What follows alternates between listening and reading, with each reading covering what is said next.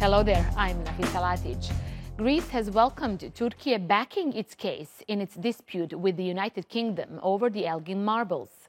Zeynep Boz, head of the Combating Illicit Trafficking Department at the Turkish Ministry of Culture, says Turkey is not aware of any document legitimizing the purchase of the sculptures to the UK during the Ottoman era.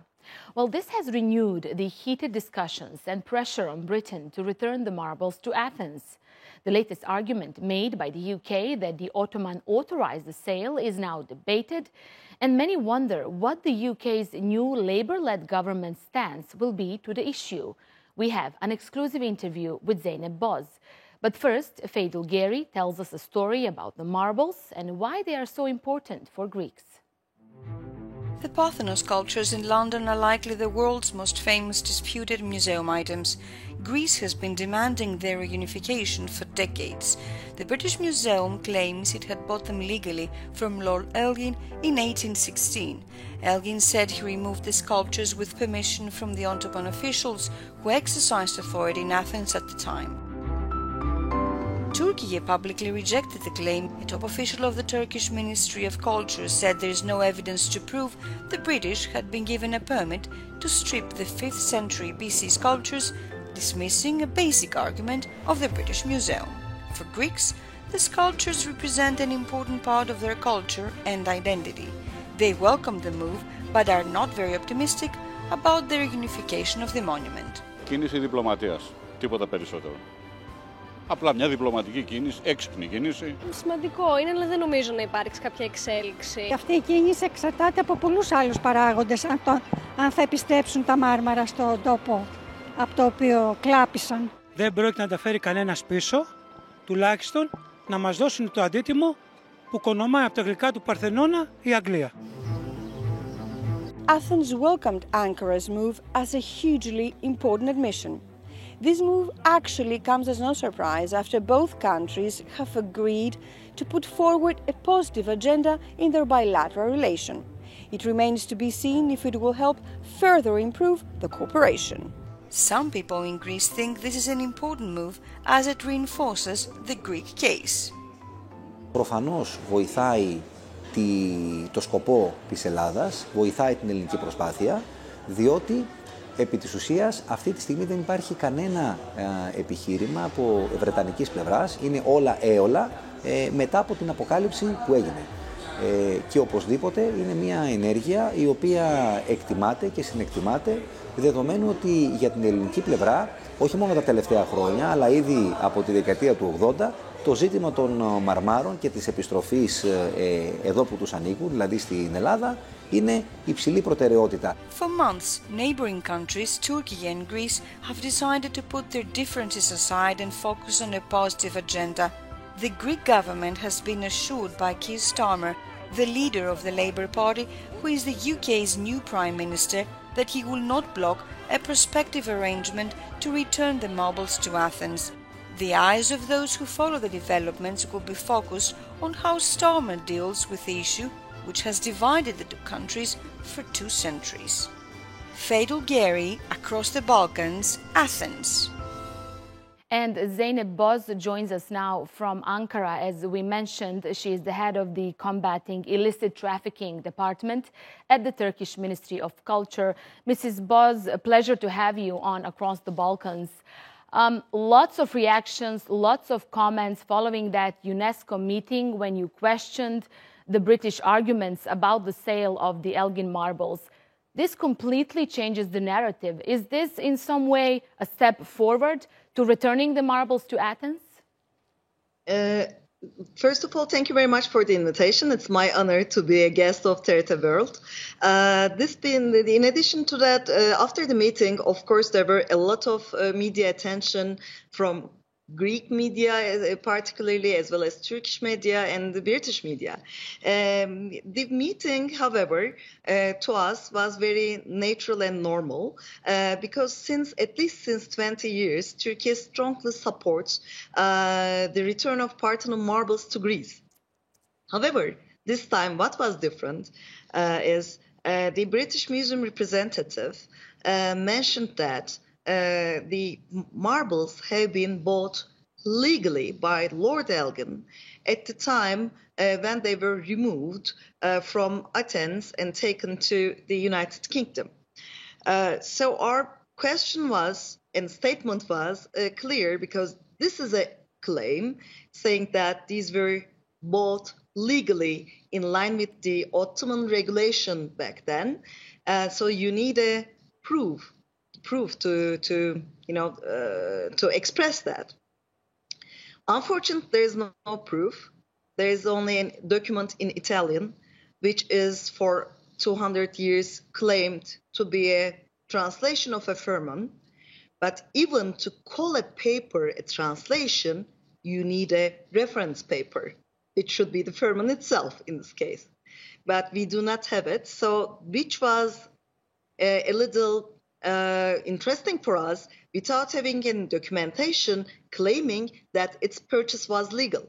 So that's why we had to mention that, I had to mention as the responsible person working for the Ministry of Culture and Tourism at the Department of Combating Illicit Trafficking, which is focused also on return and restitution matters, which works for, since I would say for the last 20 years, we managed to return more than 12,000 cultural objects illegally taken out of Turkey.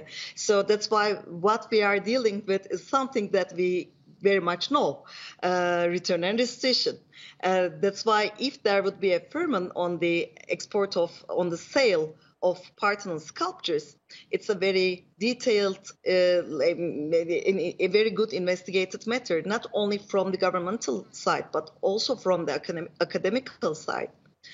So there was no paper proving that, and we had to. If I may jump here, what would make a document legal during the Ottoman era? Let's explain that to our audience. What is missing on this piece of paper? Well, actually, we need the paper itself, and this paper normally should be at least a firman, which permits the Lord Elgin to buy and take the objects out of Ottoman territory back then, should have the sign of the Ottoman Sultan, but we just do not have it. So any transaction without such kind of a document, or any export without such kind of a document, cannot be considered legitimate. And Lord Elgin was very well known with his Phil-Hellenism claims. But if you are really in love with something to that extent, you would also stop your desires to protect it intact as a whole. So what he did was a very wild destruction, a very wild one. You called it also a colonialist move. Now, your claims were welcomed, obviously, by the Greeks, as we've seen in that story from Athens. Athens and Ankara both have many other cultural artifacts around the world in museums trying to bring back. Is this something where Greece and Turkey can work together? Of course, and I'm very pleased to inform you, Turkey and Greece have been working very closely already in terms of return and restitution. This topic has always considered above politics by both countries, and for a very long time we have very close relationship and a continuous support to each other's cases, because the stories are the same, the problems that before the protection of our cultural property are the same. So that's why the reactions are the same, the expectations are the same. Of course, this leads us to a strong cooperation. What would be the main artifact that you would personally like to return to Turkey soon? Well, of course, this wouldn't be a secret for people who are following Turkey's cases abroad. But of course, Zeus altar from Pergamon Museum would be the first on my wish list.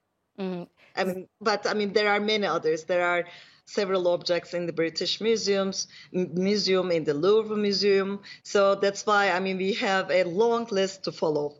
And Mrs. Boz, just at the end, why is it so difficult to return something that belongs to you, if I can ask you that openly? This is something that belongs to the people, to the culture, to the tradition, and now it's somewhere else. British Museum is even saying it's because of the greater good. It's because we share it with more people. But what is the difference here? Well, I mean, I would understand it better if they would be offering air fees or, accommodation to the people who would come and see them in London. But to me, it's not a very good explanation, and I do not believe that it's a good excuse. And in terms of museology, unfortunately, last year we have all seen that the huge scandal British Museum had gone through, which we do not, of course, are happy about, which we are not happy about, obviously, as cultural heritage people. But when it comes to protection and preservation of cultural artifacts for future generations, I guess this scandal happened in British Museum showed all of us that problems could occur each and every country and each and every museum. So maybe the forces should be joined in terms of discussions in better protection, instead of accusing us with less protection or, praising ourselves with better protection. And this being said, coming back to the core of your question about why it's so difficult, unfortunately, cultural properties have been also used as a part of building identities in Europe, starting from, I would say, 17th and 18th century, but mostly starting from 18th century. Since then, it was a kind of manifestation from them, showing how their roots go deeper and how democratic they were, how they were connected to great civilizations. This is not only limited to Greek civilization. You can find claims about Urartians, which are at the east part of Turkey, or you can find claims on Phrygians or Lydians. So basically, there is a habit of using cultural property as a political presence matter. That's how it remained in a very debatable ground, I would say. If we could have looked into the matters from a more scientific point of view, I think that all of this discussion could be much more easier. Now this is a struggle, but we are not tireless at all to give this fight. Not giving up. Zeynep Boz, thank you so much, the head of the Combating Illicit Trafficking Department at the Turkish Ministry of Culture. I appreciate your time for us on TRT World. Thank you very much for your kind invitation.